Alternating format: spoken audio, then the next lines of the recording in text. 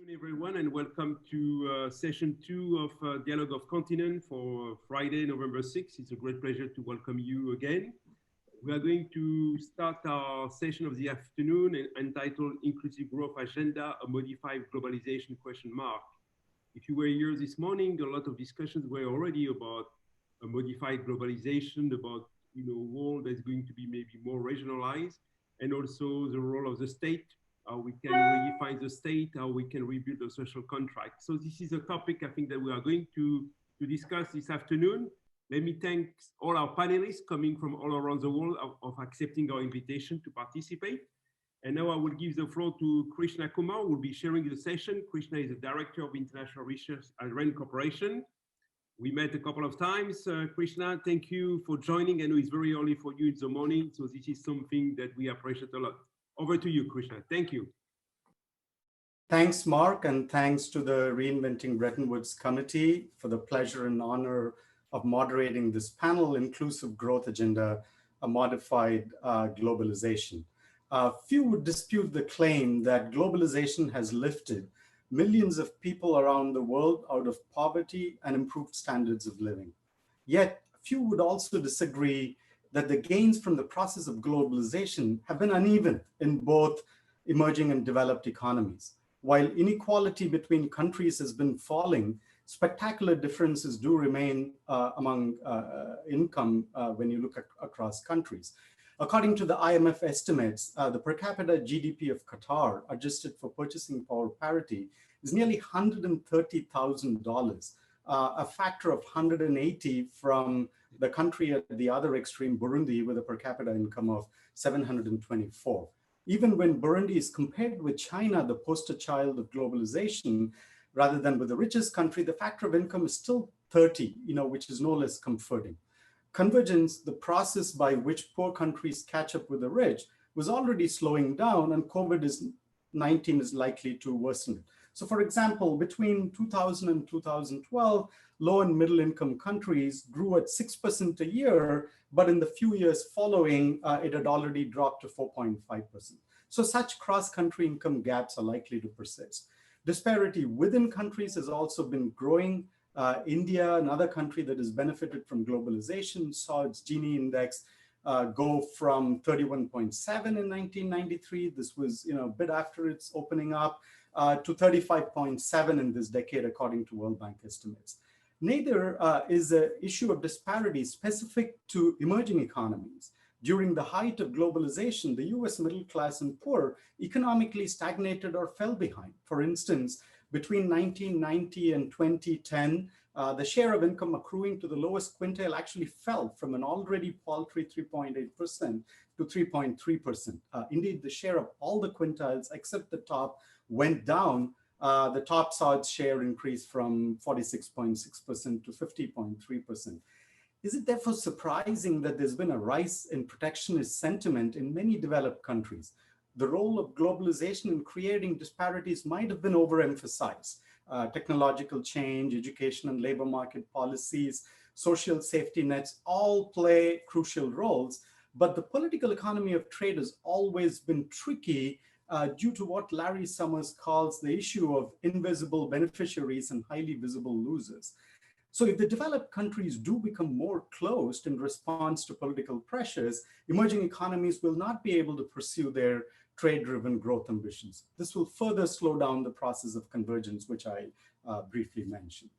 The pandemic has decimated developed and emerging economies alike, making growth important for both sets of countries, first to recover lost ground and then expand their economies. At least in this sense, they've converged in their challenges, right? Existing disparities within countries have been exacerbated by the pandemic as vulnerable populations have been hit, both on the health and the economic fronts. This makes inclusive growth, which, to use a workable definition, the OECD characterizes as economic growth that is distributed fairly across society and creates opportunities for all, a critical issue for all types of countries.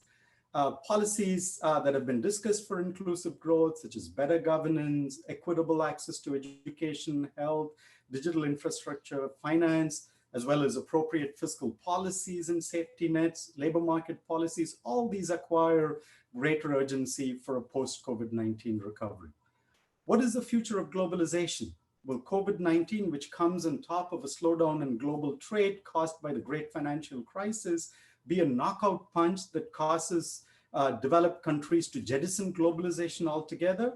Or can it be a catalytic moment for the world that triggers a reimagination of policies and institutions to ensure that the benefits of globalization and growth get distributed more evenly? Will the trend towards regional rather than global trade agreements continue? Will emerging economies such as Ethiopia, which hoping to emulate China's globalization wave, has been investing in manufacturing zones and infrastructure, be able to realize their aspirations in the global trading order that emerges? Which countries, regions, and sectors will win, which will lose in such an order? These are very weighty questions indeed, but then we are very lucky to have a distinguished panel that can guide us through them. Very quickly to introduce them, Gabriela Ramos is the Assistant Director General for the Social and Human Sciences of UNESCO, where she oversees the contributions of the institution to build inclusive and peaceful societies. And she has held leadership positions in the OECD prior to that. Felipe Larrain was Chile's finance minister twice from 2010 to 2014 and in 2018 through 19. He was recognized by several prestigious publications as the best finance minister of the Americas and Latin America. He is currently professor of economics at Universidad Catolica de Chile, member of the executive committee of the Latin American Center for Economic and Social Policies, and member of the Leadership Council for Sustainable Development at the UN. Sufian Ahmed is highly experienced in macroeconomic and reform management, both in the capacity as Ethiopia's Minister of Finance and Economic Development and chairperson of the Ethiopian macroeconomic team from 1996 to 2015. Max Castelli is Managing Director, Head of Strategy, Sovereign Institutions at UBS Asset Management, and analyzes the market trends affecting the investment behavior of central banks, sovereign wealth funds, and other state-controlled investment institutions.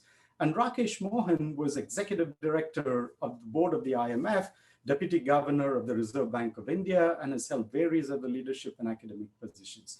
He's currently the President Brookings India's Center for Social and Economic Progress. As you can see, a remarkable range of experience and expertise to guide us. Given the number of panelists, each speaker will take not more than 8 minutes to present their opening remarks, which will leave us with a few minutes for discussion. So let's start with Gabriela Ramos.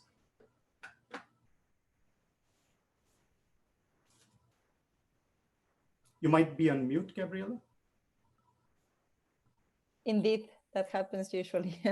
Thank you, Krishna. It's a great honor to be here with you and with Mark discussing these very important issues. I feel that you put the finger on the core issues that we need to be debating on whether the growth model that was based on pursuing a very strong globalization through liberalization of trade and investment delivered for people. And I have to say that the answer is no. The growth and the benefits and all the very positive side of having this globalization moving and the opening of markets, of course, produced growth, of course, produced innovation, of course, produced the lifting of poverty rates in China, particularly. Let's be clear that it was about China, probably India in some regards. But the reality is that we really focus on globalization and trade as an end in itself and not as a mean to an end. The end should be increasing the well-being of people. The end should be that the distribution of the benefits of growth should be widely benefiting everybody. And what happened, as you mentioned, is that there has been a huge concentration at the top, because when we talk about inclusive growth, sometimes we hear people focusing on the precariousness, the non-standard contract that had been emerging from the digital economy, the informality, the lack of access to quality education of the most disadvantaged communities, or the lack of access to health. that became so flagrant in the current crisis.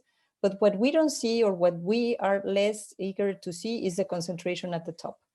And in a world in which 80% of the financial assets, and I'm glad that we have here Massimiliano with us, 80% of the financial assets are owned by the top 10 income earners in the US, for example, or where the wealth distribution is also 50 to 60 to 70% owned by the top 10 to 20% richest people in the world, while you have stagnant salaries and wages, not only for the low-income countries, developing countries, for OECD countries. And I was in charge of the Inclusive Growth Initiative in the OECD, and now I'm in charge of the Inclusive Growth package in UNESCO. The fact is that you have all these people that has translated their anger into political choices that have become very radical, and that is making governance impossible. So I think that the call is there, and it was there even before COVID. With COVID, what happens is that some groups are well prepared to wait the pandemic, and we have seen it again. Nothing wrong with the big platforms providing their digital services to keep the economy going and to keep ourselves discussing among each other. But if you compare, and this is a telling fact, the World Bank came out with analyzing the measures that governments were taking to protect people, social protection measures, and it equaled 880 billion. In the last months, that's exactly the increased earning of the platform economy. And therefore you wonder, are we just repeating this? What are the issues there? You mentioned very well, how do we ensure that there are opportunities for all? How do we ensure that the benefits of this impressive innovation drive reach everybody? But I would say that there is one element that also became very visible in the context of how badly prepared we were, everybody, to wait the pandemic, which is the retrenchment of the government duty of care, which is the more and more regressive tax systems and lack of investments, the fact that the capacities of governments have not been really taken care of. And I don't want to get into a discussion, because we always felt if you say that we need to invest in the capacities of our governments, you immediately become a socialist or you are against free enterprise, which is not the case. I think that the governments have proven all through the lifetime, and I was talking to Gabriela Zuckerman the other day, they have proven that when they are well endowed, when they invest in education, when they invest in infrastructure, when they invest in good regulations, and we know that with the digital economy, we need better regulations. It cannot be left to the free fall. When you invest in vaccines or in basic science for vaccines and don't leave it to the market, you might be better prepared. So I think this is a very important point that I want to put at the table. But I also want to put at the table that we need to change the growth model. We need not to focus on GDP and GDP per capita only as the measure of success, because this prevents you from reviewing the distribution of stocks. This is only a flow measurement, but the stocks in terms of wealth, in terms of natural resources, in terms of the depletion of natural resources and the sustainability of the growth process, you don't capture it. So in the OECD, but now in UNESCO, I'm continue to build the narrative and the tools to measure well-being, all the dimensions of well-being, to go beyond the averages and look for household income, disposable income, to focus on the bottom income distribution, and to really redress the kind of system that we have built, that I'm not a prophet. We're just in the middle of a huge crisis and we were not prepared again. So these are my thoughts, Krishna. Thank you so much, Gabriela Ramos, for emphasizing the concentration at the top and this very important point that you're making, which is balancing social safety nets and free enterprise. If time permits, we can come back to this, and the need for measuring well-being. Let us now turn to Felipe Larrain. Thank you very much, Krishna. Thanks to Marcus Hahn for his invitation at the Reinventing Bretton Woods Committee, and a pleasure to be part of this very distinguished panel. Let me share a few thoughts on the issue of globalization. and echo some of the points that that have been raised already by Krishna and Gabriela.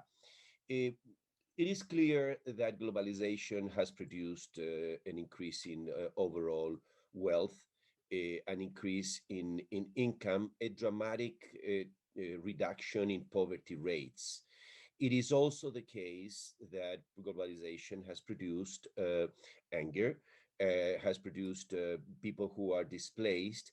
And there is a interesting point here in terms of the distribution that in some countries and in many countries, we have a concentration of income, but we have on the overall different view if you look at the concentration of income within countries than you look at the overall distribution of income in the world. Because the fact that you have China coming in so strong, it reduces the inequality, overall, but it may increase inequalities within countries because you have those displaced by globalization. And I think one of the problems of globalization has been the fact that we have not been able to take care of those displaced by globalization. So who are those? The people who are threatened by competition, by technology, by trade, by the fact that we can now have different models. Technology allows to be producing in different countries and to have labor that comes into the productive process from many nations. And so that increases the competition for some groups who are, as I say, those displaced. If you add to that the fact that some industrial countries and several industrial countries are, calling least developed countries to open up their economies, but in the end, they are leaving their economies closed to trade. I think that is another very important point. It's an asymmetric call because you're asking someone else to liberalize, but you're not liberalizing yourself.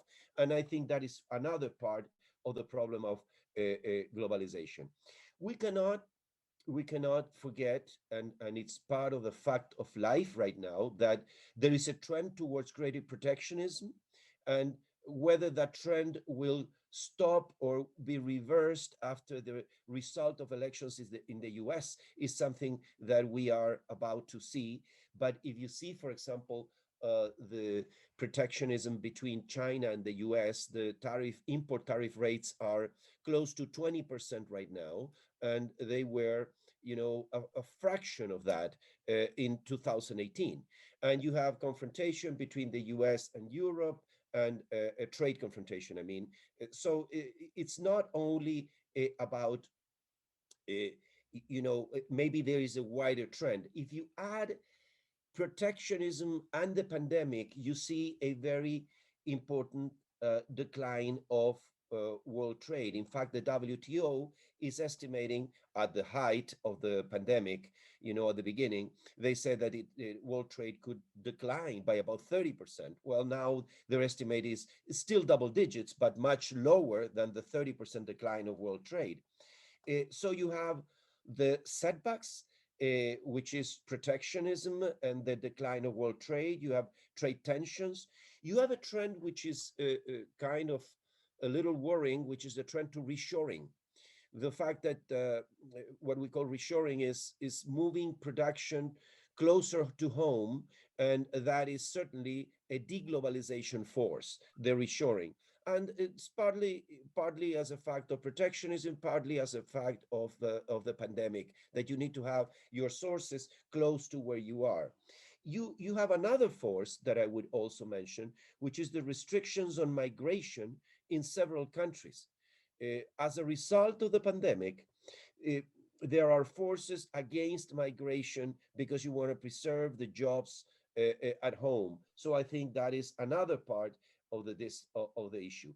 There is also, I would not just mention the forces against globalization, would ask, that we deglobalize, but there are some forces that will be in favor of globalization, which is the increase of trade in services. And we are seeing a very a dramatic rise of the trade in services. Of course, trade in services is much lower in volume than trading goods, but this is facilitated by distance work, and the pandemic has only exacerbated the ability to work from distance. But in the end, because of this economic recession that we're enduring, and because it is very skewed, the distribution of people who can work from distance, we will likely see an increase in inequality after the pandemic. So, and I think that is another force, and we cannot really say that this is really on globalization. It is fact that, it is the pandemic that is forcing these inequalities to increase. So we will need to also beware of this, and it's going to be a factor that will increasingly be with us in the months to come. I would also mention, and to finalize, a few challenges, like the new technologies.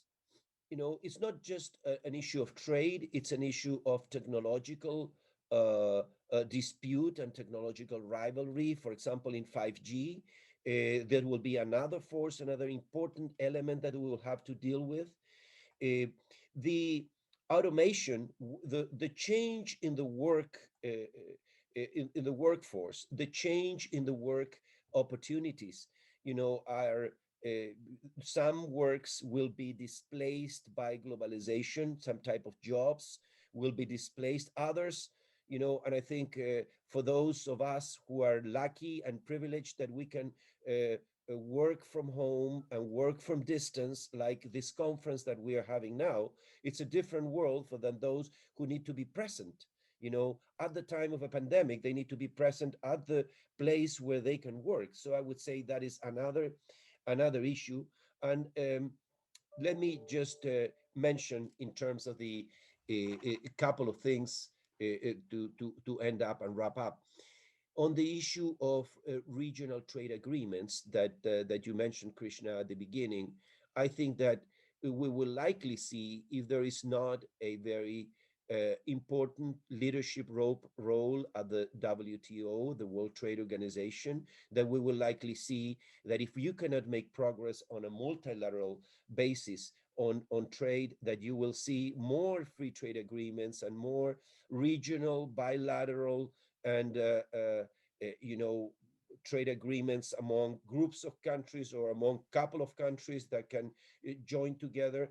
That is a force that in a way, it counteracts the fact that we see little progress in the overall movement of towards reducing trade barriers.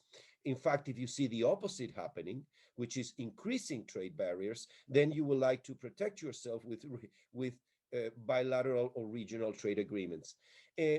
My final point will be on the digital divide.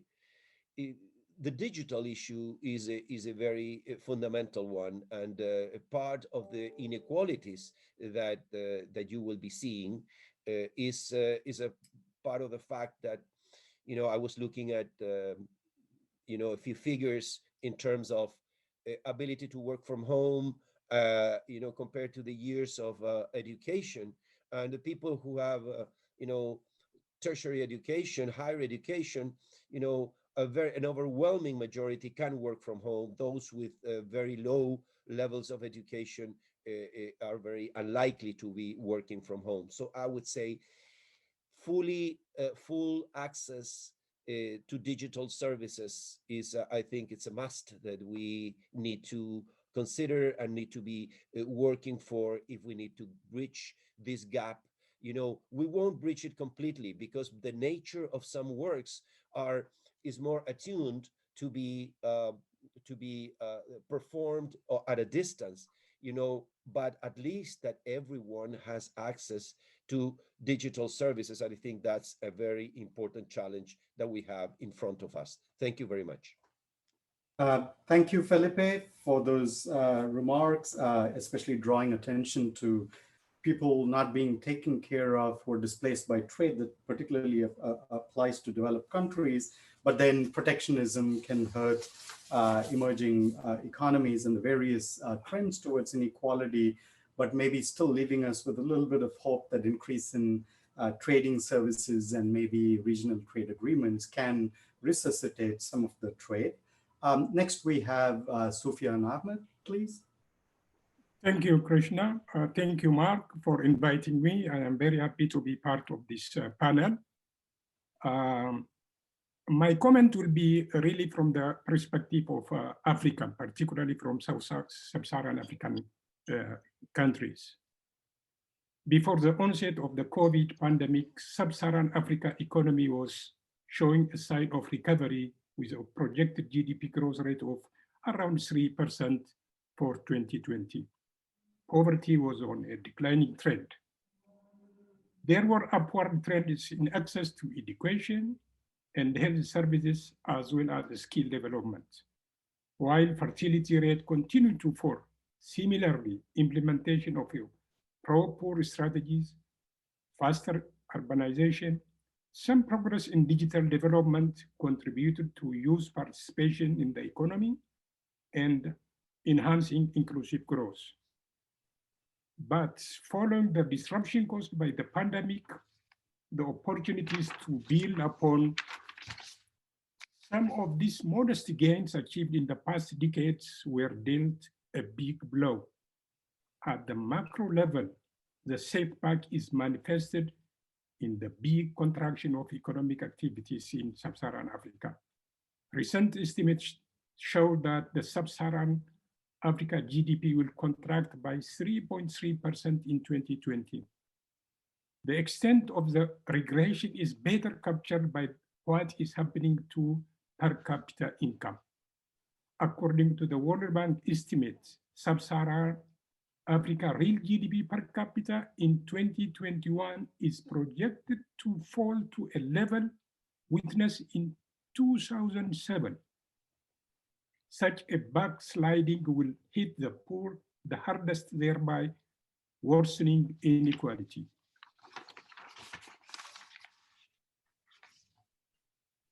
COVID has impacted millions of jobs in Africa. The impact is most severe on the informal sector, where lockdowns and the partial closure affected industries such as retail, food, tourism, transport, and manufacturing, where most of the poor and the women are highly represented. This shows how the pandemic was able to reverse within a short period of time most of the gain made inclusive growth over the past decades. The pandemic has also placed a heavy burden on sub-Saharan Africa's sub-Saharan Africa's weak healthcare system, exposing further that pandemic preparedness is generally deficient. Health infrastructure and the healthcare delivery system were already inadequate and under great pressure. With respect to trade, what was seen as a limited but still promising progress in the pre-COVID Africa in integrating the continent into global value chain was another victim of the pandemic. Sub-Saharan African economies were hard hit by the collapse of the world trade and the fall in global demand for commodities, further eroding gains made in the support of inclusive growth. Commodity exporting countries' limited capacity to counteract the price shock with fiscal response was another big challenge. COVID's impact on the loss of income on livelihood can be starkly seen in the tourism sector. Almost universal travel restriction implemented across countries around end of April 2020 led to sudden stop in the major source of income for many African economies. Several countries on the continent being heavily reliant on tourism, many jobs and livelihoods were lost as a result. The devastation on the tourism sector may yet be the largest erosion in source of inclusive growth in the area of COVID pandemic.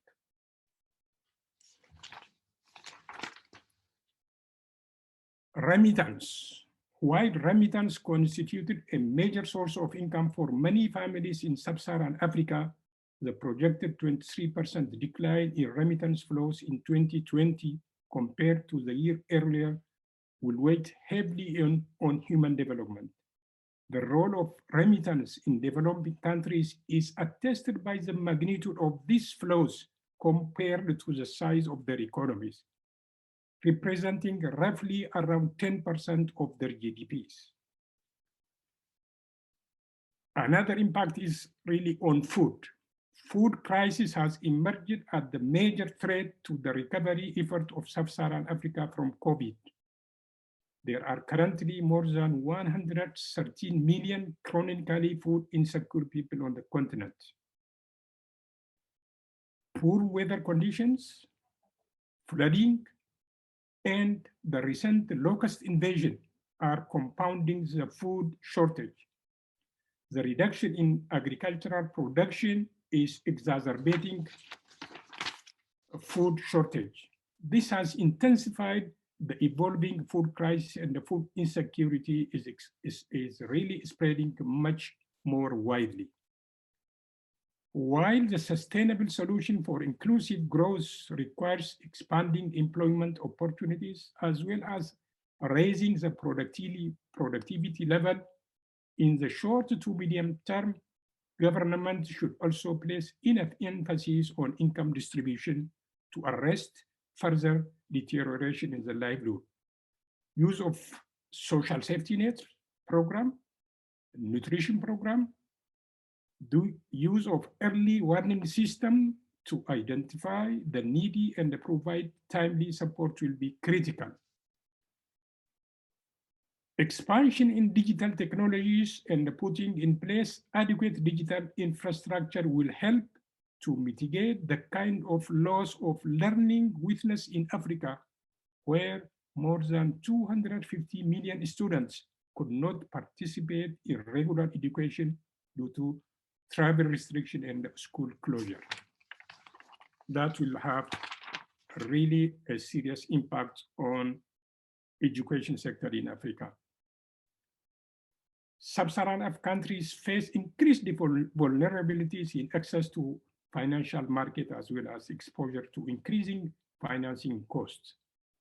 While government's deployment of available fiscal space and monetary easing was instrumental in economic stabilization, there is a long, long way to go before full recovery to achieve. Meeting the associated large financing needs will be the biggest challenge in the context of large current accounts and the fiscal deficit, and most importantly, heavy domestic and external debt burden in most of African countries. Finally, at the international level, we have witnessed how the capacity of government to respond to the crisis vary greatly, with African economies at a disadvantage in terms of available fiscal space. Recognizing that the world will not be safe unless the virus is defeated globally, it is in the interest of both the developed world and the developing countries to collaborate in ending the pandemic. For this to happen, advanced countries' assistance to poorer society is critical. Thank you. Thank you so much, Sufian, for the perspective from Sub-Saharan Africa. This bind that we see ourselves in with the decrease in GDP and income, and yet the need for financing to address social safety nets, public health systems, as well as the effect the pandemic has had on the continent, especially highlighting areas like tourism, which we don't immediately think about, but because of travel restrictions have really wreaked havoc on inclusive growth within and across countries. Next, we have Massimiliano Castelli. Thank you, Krishna, and thanks to Mark and the organizer for having me. What I would like to do in the next few minutes is that to mention something that I've been working over the last few months for a UBS conference that we had in September where we prepare a paper called, together with, of course, some of my colleagues, but also together with Arturo Briz, who is a professor in IMD, the Lausanne Business School. And actually the title of the paper is already in part explain what I would like to talk about it, which is, we ask ourselves, will globalization survive COVID-19? And I have to say that when we started writing the paper, we were pretty gloomy about the future of globalization, because of course we were looking at the impact of the pandemic. But the more we dig in and we look into the different aspects of the globalization, actually our conclusion is that we think it will survive, yes, but it will be different, first of all. And most importantly, there will be winners and losers. Now, why is it important for the debate that we are having in? Because I believe that the question of income disparity between countries and within countries, probably most importantly, and the question of who is going to do better or worse in the future, and so the whole question of inclusive growth, needs to take into account where globalization is heading. What type of globalization are we going into? Because that's the only way then to eventually introduce some adjustment to the globalization that we experience. And in fact, I mean, if you look at the period of globalization, what used to call hyper-globalization, which started around the 90s, actually ended already well before COVID-19. It actually ended in 2008 and 2009 with the global financial crisis. Since then, we enter a period that has been called in different ways. The one I prefer is probably the one labeled by The Economist, which call it the globalization. In fact, we had a drop in international trade.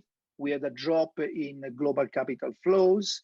We also had a drop in immigration flows following the great financial crisis. In addition to that, we start to have the winds of nationalism blowing around the world.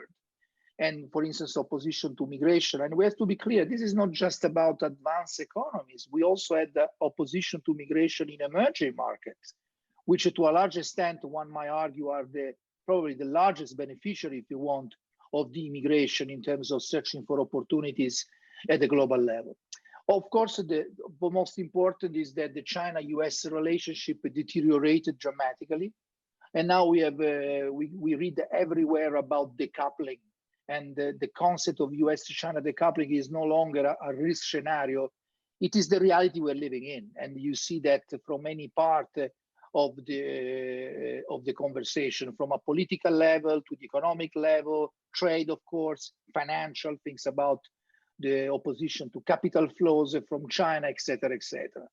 But we're also experiencing some important change. For those like me who are old enough to remember what the Washington Consensus is, I remember a few years back, protectionism was a sort of a taboo word. Nowadays, protectionism is considered as a legitimate policy. And I would say that also the Washington Consensus is no longer dominant around the world. We don't know yet what will replace it, but for sure, definitely the Washington Consensus is living a period of crisis. Now, a decade after the great financial crisis, which hit globalization, now we are experiencing another crisis, the COVID-19. Of course, it is a different type of crisis because its economic damage in reality is caused not by some event in the financial sector, but actually it's an induced a recession by governments who needs to fight the pandemic. What is for sure is that this recession is going to be even larger than the one we had in 2008, 2001. It is pretty incredible when I look at the IMF table of growth. There is no one country in the world growing positive except for China. But I believe that also in China, growth rate of 2% after years of a very high growth might not be a recession, but at least will feel like a recession if you look at more granularly across the Chinese economy. Now, the evolving geopolitical situation following the great financial crisis has been, for me, a very important factor behind what happened to open the door to globalization. So the big question is, will COVID-19 accelerate even more globalization and eventually push the global economy into a fully fledged deglobalization which basically means a drop in global trade, so negative growth in global trade, not just a slowdown, of course, after the terrible 2020, but we all know that eventually international trade will recover once the pandemic will be put under control, a serious carb into global capital flows, so drop in FDI, and of course, in terms of immigration. I think it is fair to say that we are moving towards a different model of globalization. I feel a little bit different in terms of what has been mentioned about regional trade. I personally think that we are moving towards a new type of globalization, which is going to be very much regionalized. We are probably going to have three main blocks, one centered around the US, one centered, of course, around Europe, and another one centered around China. So it's very likely that we are going to see three main blocks competing between them, with the free movement of capital, people, and labor in terms of within the blocks, but maybe more protectionism of one block against the other. So from that point of view, this is for me a very intriguing question, how this will play out in terms of income disparity and the losers from globalization. Will this new type of globalization be more conducive to policies which help within the region to alleviate poverty? Well, actually, if you think about it, this is well possible. Think about Europe integration and what's happening with the European Recovery Funds, which was unthinkable before. And now we have a principle where European countries, the richest one, tend to help the poorest one. I can see the same happening within other regional blocks around the world, for instance, in the Americas or in Asia, with, of course, different countries as a key driver, the US and eventually China. The other point I would like to make is that the actual slowdown in globalization is largely due to the rise of technology. And this is very important because this is a trend which whatever we are going to do will not go away. This is something that there are few things which economists and politicians eventually can control, but I don't think one of them is technological development. This will go ahead regardless of the policy that we are going to implement. So from that point of view, it's very important because technological process, especially in the first phase of globalization post-war period, has been very much helping globalization. Instead, in the post-hyper-globalization periods, because of the shift from manufactured goods to services, or if you want, in a more elegant way, from tangible to intangible goods, in some way impacted negatively globalization. So from that point of view, I would say that we are going to see more and more of that, and COVID accelerated that. So it is fair to say that technology will continue to have an impact on globalization and put some brakes on globalization. So if I can sum up sorry if I make a sort of a historical sort of analysis of globalization, but I think it's very important. So driven by technological change, tariff and populism, what we've seen is that two of the three pillars of globalization have already been in decline. Free movement of people and goods. The big question is about free movement of capital. I work in a bank. I see that still portfolio flows, for instance, have not been impacted negatively from deglobalization, but for sure, in certain countries, for instance, foreign direct investment has definitely been impacted. Think about Chinese investment into Europe and the US, and vice versa. You're seeing much more control about who invests what. And this is largely due to political or geopolitical reason. Now, it is from this point of view, what we also did in the paper, we asked ourselves if the world is moving into this type of framework, which is a different type of globalization, who are going to be the winners and the losers? And now the question is interesting because in order to do that, we analyze basically which countries are more exposed to, let's say, global factor and which one are relatively more exposed to country factors. And I think that this will determine going forward who are going to be the losers and the winners. And we believe, based on this analysis, that the countries which will be more successful are going to be the countries which have stronger institutions, so that they will be able to build a social consensus around policy. And here I don't mean only economic policy. We are talking about health. Think about the policy that we are seeing around COVID. Think which countries have been able to succeed. The countries in Asia largely were being able to create a very strong consensus on how to fight the pandemic. Which countries have been failure? The one which have not been able to build a social consensus, US, and I would say many European countries.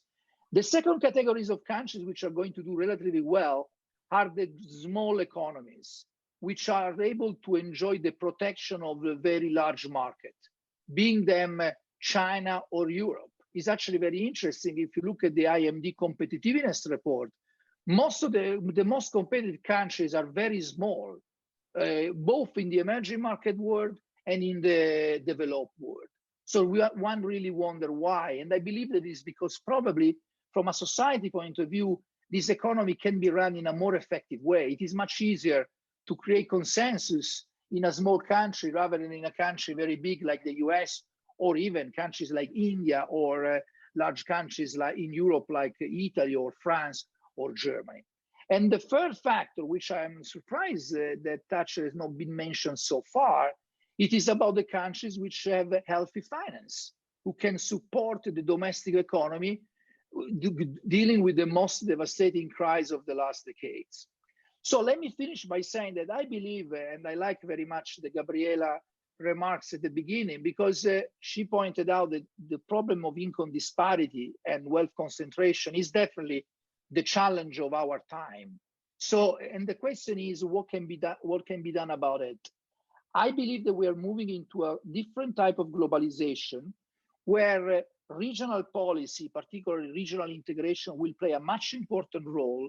And I believe that that will allow to implement policy which tend to protect the losers, being the one who lose their job because of the pandemic, or the one who lose their job because of technological innovation.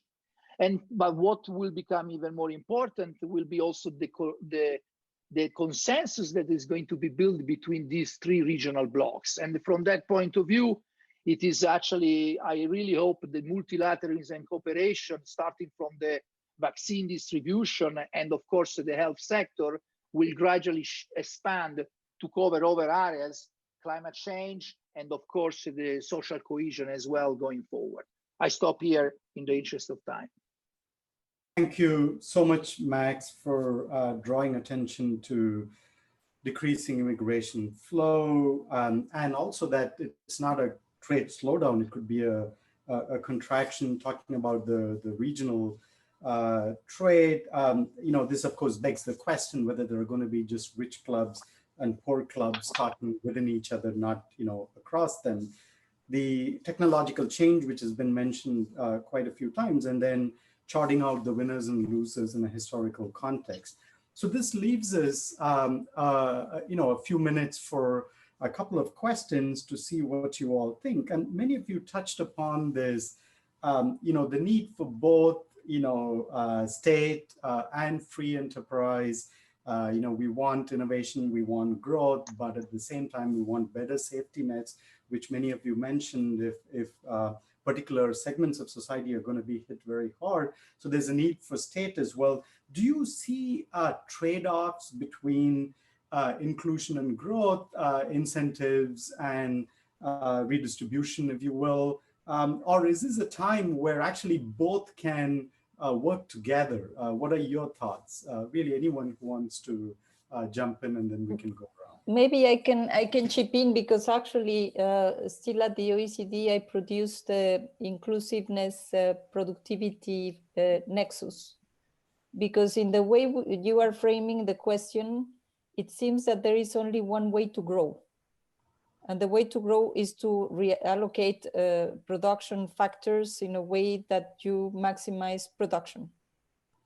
But there you are considering a very limited set of factors, because the reality is when you have a large group of kids that cannot increase their level of scholarity, or that have to drop from schools, or you have informality and you have workers that we do not invest in their skills, or the SMEs that are always in a very precarious situation because they don't have access to financing, or the digital world that is really claiming for very high level skills and strengths to participate fully, you are missing a lot of very good contributions for a more inclusive growth.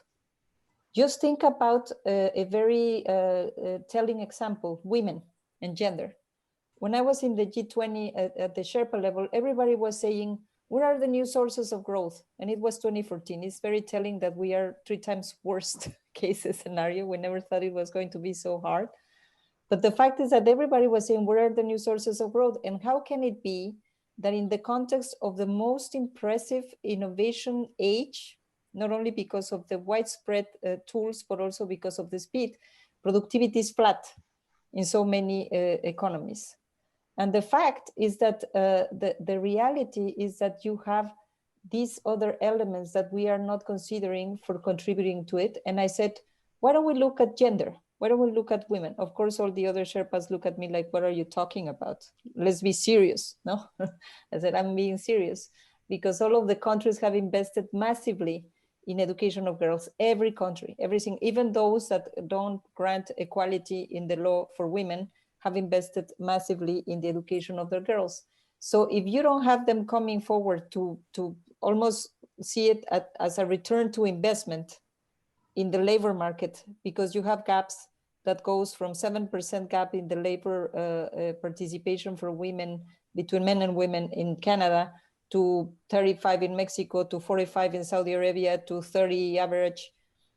You're missing that 30% participation. And that gives you, at that time to 2014, where we were growing below 2% global growth, it gave you 2 percentage points additional. So I feel we need to reframe the way we consider GDP. And that's why I feel that we should go for a more finer tools. We need to measure what we treasure, as we say, and not treasure what we measure. The GDP is a good comparative tool, very well used with historical series, that's fine, but it's not the only thing. We need to go to look at how people are faring, and a multidimensional way of measuring it and looking at the distributional and sustainability issues is as important as, and then is in line with the SDGs. Thank you. I would characterize a lot of what you're saying as investing in human capital broadly across men, women, across different sectors. So at RAND, we did a model of the US economy, and we found that any policies that were aimed at building human capital broadly conceived did not show this trade-off. You can both increase inclusion and growth. So thank you for that response. I just wanted to see if anybody else had, Sufian, you were going to say something. Yeah, thank you, Krishna. You raised the issue of growth and distribution. From African point of view, as you know, given the level of poverty in many African countries, also given the growth of rate of population, this is a young continent. Growth without economic growth at a faster rate, it is really impossible to reduce poverty significantly. So we in Africa, we call faster growth of GDP is necessary conditions. Second, we also know that the type of the growth matter, of course, everywhere, particularly in Africa, unless it is a broad-based growth that really affected the whole section of society, that will not be sustainable. It will lead to all sorts of social problems. So we emphasize on the type of the growth. Focus on agriculture, focus on rural areas where still the majority of the population live there. Give access to education, mainly skills, basic health services, invest in infrastructure, mainly in rural areas, connectivity. This is critically important. On the other hand, yes, there is always a section of society that will be affected. And then we should also have a sustainable safety net. So growth and inclusiveness, really, they have to go hand in hand, really, to reduce poverty in Africa. Thank you. Thank you so much, Sufian. This echoes what Gabriela said as well, that, inclusion is, something worth in its own right, and it's going to increase well-being. And without that, all the other policies that can cause growth might not even go ahead with the social tensions and so on. Were you going to say something, Felipe?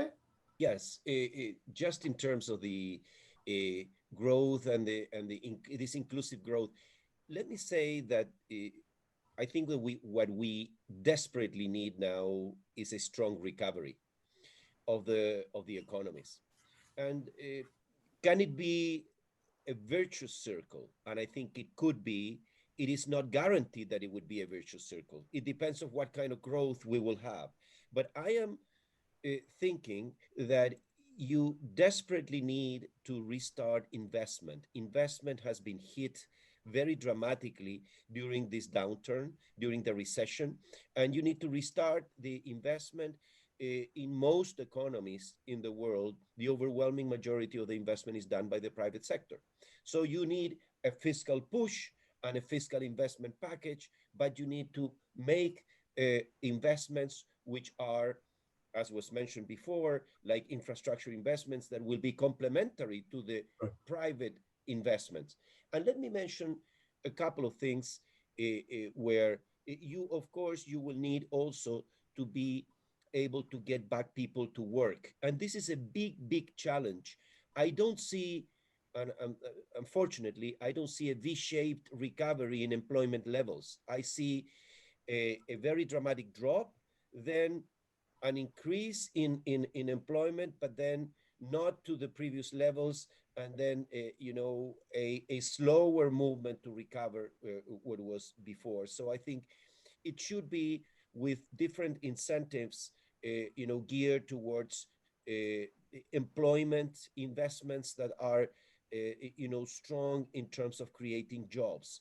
And I would also like to mention, to finalize, the issue of sustainable investments and investments which are, attuned to our objectives on climate action, mitigation, adaptation. We have a very important opportunity so that this recovery is climate friendly.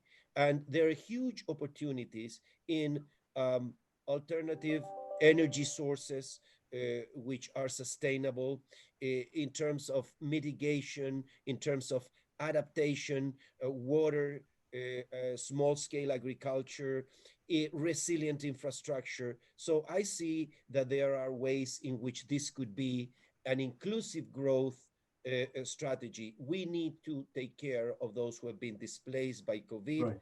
And we need also to have this strong push on investment, on private investment.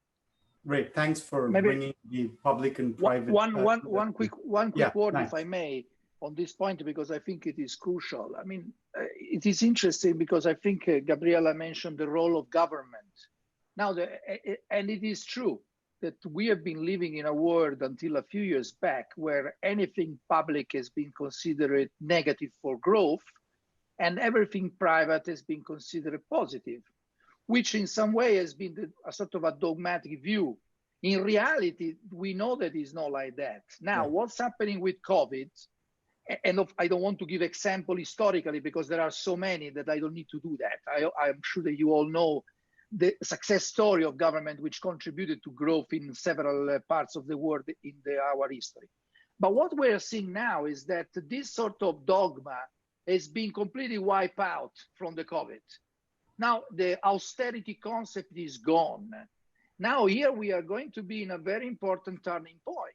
As soon as the recovery will kick in, we will have to decide what type of fiscal policy we are going to do in both developed and in developing economies.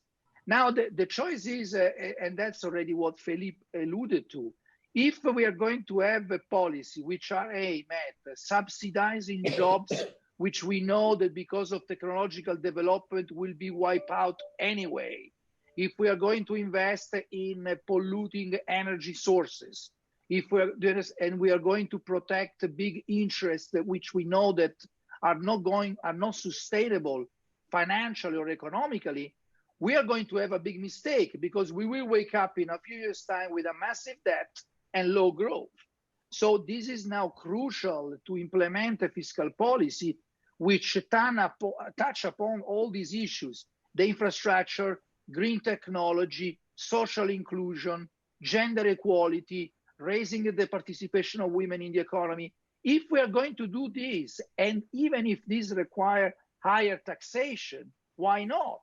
If this higher taxation is going to be spent well, but if we are going to tax more income in order to subsidize sectors which are going to be clearly in some way declining, I think it's going to be very tough to reduce poverty afterwards.